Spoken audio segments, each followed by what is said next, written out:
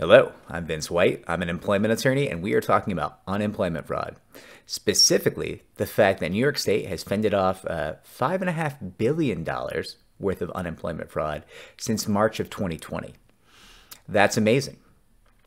I bet you it's not anywhere near as amazing as the amount of fraud they did not catch.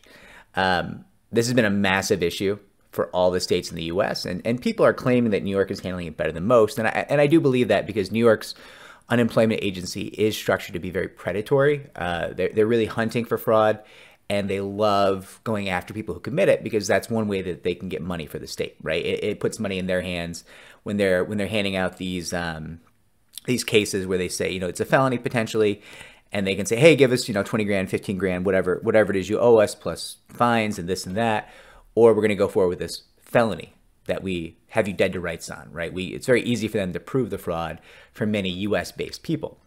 The problem is people have gotten more sophisticated about this during the pandemic, and unemployment rates are so high that it's easy to hide in the crowd because we're going through a massive recession tied to the pandemic and the lockdowns, the various things that have been done, hurting many, many industries.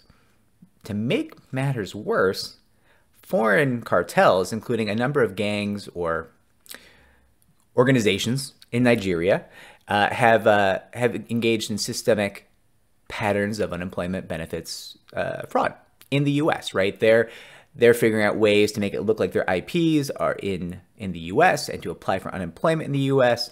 And that is, generally speaking, going quite well for them, which is one of the reasons why if you receive an unemployment benefits letter from the agency in your state, or in any state for that matter, and you didn't apply, you need to contact them immediately. There's a really good chance someone is applying in your name and getting money, right? And you could be left holding the bag for this, right? This is a real risk for you. You need to reach out if this is happening to you.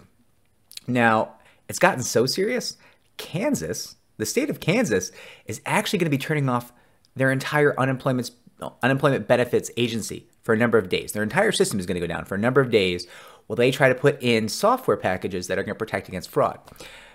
That tells you how bad it is, right? And New York State, they caught $5.5 billion of this fraud. They didn't catch it all. Did they catch half? Did they catch more than half? Less than half? Nobody knows, because if they didn't catch it, they don't know about it, right? So how much money is being bled off to people who are actually not deserving of benefits, or to people who don't even live in the U.S., right? This is a major problem, and New York is doing well by comparison to other states. That is wild, right? That is insane. Kind of a testament to governmental incompetence, right? Where we're taking taxpayer money and sending it overseas to people who never worked in the U.S. That's not good. That's not good at all.